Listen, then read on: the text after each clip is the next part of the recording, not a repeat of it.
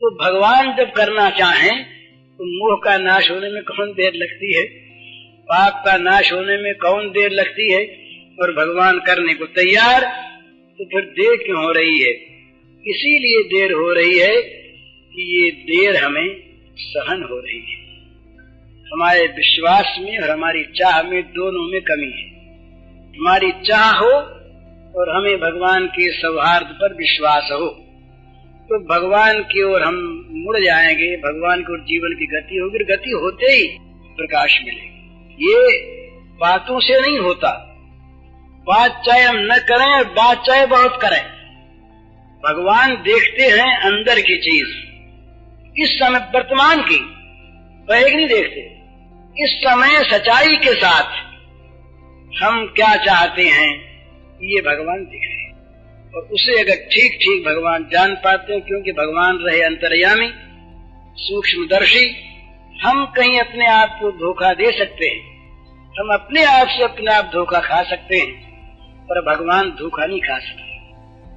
पहले की चीज तो नहीं देखते, भगवान देखते हैं कि इसकी चाह में, इसकी प्रपत्ति में, मेरी ओर मुड़ने की इच्छा में क्या सच्चाई है, कितना, बस वो होना चाहिए।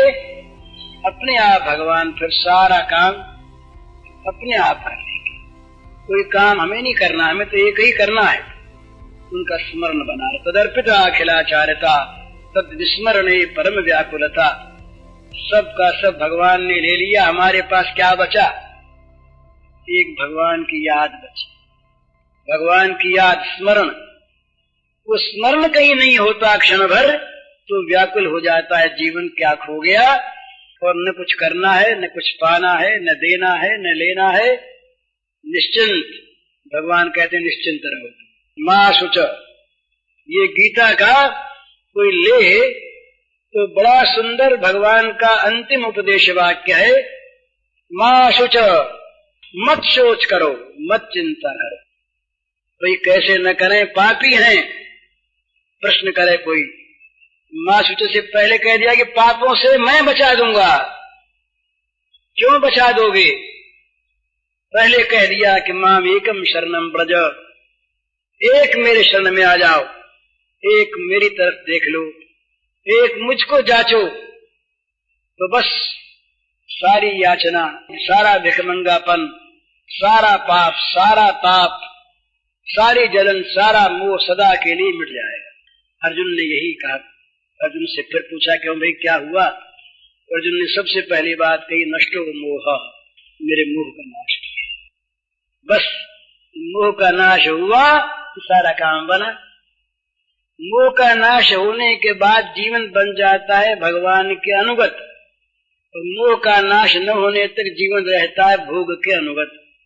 ये बड़ा अंतर है, भोग परायण जीवन और भगवत परायण जीवन। ये कल अपने बात हुई थी। भोग परायण जीवन में हमारी सारी चेष्टा भोग प्रेरित होती है, भोग के लिए होती है, और भगवत परायण जीवन में सारी चेष्टा भगवान की प्रेरणा से होती है और भगवत प्रीत्यर्थ होती है। ये बड़ा भारी अंतर है। हम कर्म करने में प्रवृत्त क्यों हुए? विद्यालय में विद्यार्थी का प्रवेश कराया गया, हमारी संस्कृति में ये बात आई है, यदि चिंतो ब्रह्मचर्यम चरन्ति, ब्रह्मचर्य आश्रम में प्रविष्ट क्यों हुआ विद्यार्थी? यदि इच्छन्त, उस परमात्मा को प्राप्त करने की इच्छा से।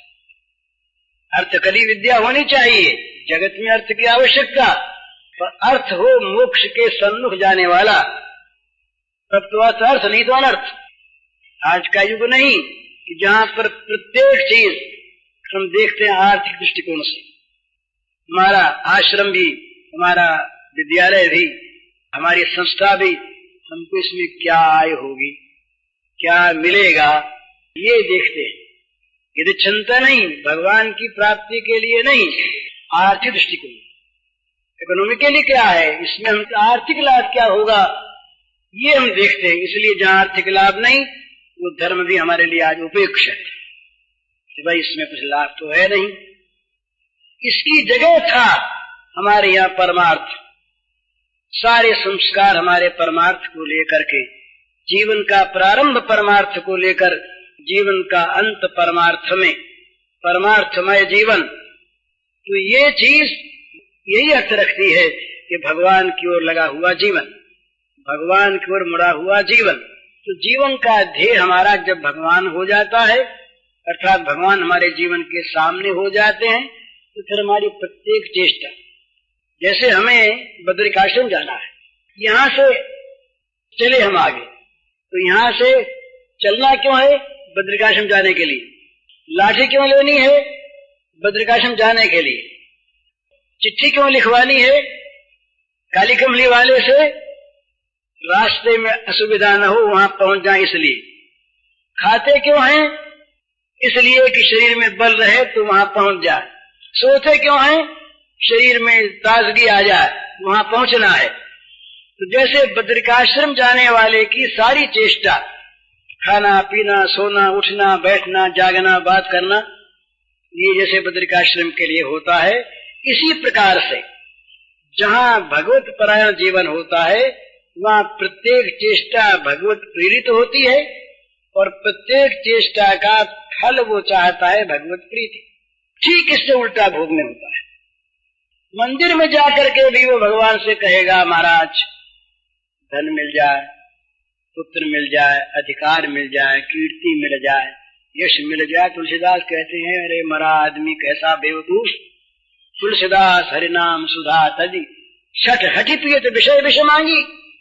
मूर्ख मांग मांग करके जहर पीता है, हठी, जबरदस्ती भगवान कहते तुमको नहीं देंगे जहर, तुमको जहर नहीं देंगे भैया, तुम हमारे प्यारे हो। बोले नहीं महाराज, ये मीठा है, दे। कहते हैं सठ हठी पिए तो विषय विष मांगी, मांग मांग करके विषय रूपी जहर को वो मूर्ख पीता है जान। क्यों? शठ है, मूर्ख है। तो भोग परायण जो व्यक्ति होगा, उसकी सारी चेष्टा भोग प्रेरित होगी, सारी चेष्टा भोग प्राप्त्यर्थ होगी। ये बड़ा अंतर है भोग जीवन और भागवत जीवन में। भगवत परायण जीवन और भोग परायण जीवन। तो जब तक भोग परायण जीवन है, तब तक भगवान की ओर मुड़ा नहीं। भोगों में वितृष्णा होने लगे, भोग बुरे मालूम होने लगे, भोगों से चित्त हटने लगे, इनसे ऊबने लगे, दूसरों के भोग देखकर चित्त ललचाए नहीं, ललचाता है। बोले देखो इसके इतना वैभव है। एक बार के बाद हम कुंभ में गए, हमारे एक मित्र साधु थे, बड़े अच्छे आदमी, नाम हम नहीं बताएंगे, बड़े सात्विक आदमी और बड़े सरल हृदय के साधु ही। एक दिन हमसे बोले, भाई जी कुछ गड़बड़ मालूम होती है, भगवान की कृपा शायद कम है। हमने कहा क्यों? तो देखे ना, उनके कैंप में तो बड़े बड़े मिनिस्टर आते हैं, बड़े बड़े धनी लोग आते हैं और बड़ा चढ़ावा होता है और बहुत ज्यादा यज्ञ और ये हो रहे हैं, और हमारे ही लोग आते हैं। सरल चीज थी, उन्होंने दुर्भाव से नहीं कहा, लेकिन एक मनोवृत्ति का पता लगता है कि दूसरे के भोग को देखकर जी ललचाता है और अपने वो भोग न होने पर हम भगवान की कृपा मानते हैं और अपने को अभागा मानते हैं। ये भोगाश्रय है प्रत्यक्ष। दूसरे के पास वो है, वो भाग्यवान, हमारे पास नहीं, हम अभागे। दूसरे के पास वो है, उस पर भगवान की कृपा, हमारे पास नहीं है, हम पर अकृपा। तो ये प्रत्यक्ष सिद्ध करता है कि उस वस्तु में जिसके लिए वो लालायित है, जिसके मिलने पर अपने को भाग्यवान मानता है, जिसके न मिलने पर अभागा मानता है, उस वस्तु में उसकी मुख्य बुद्धि है। उस वस्तु को ही वो परम श्रेय रूप साध्य मानता है। साध्य मानता है तो साधन फेंक देता है। ये नियम है महाराज।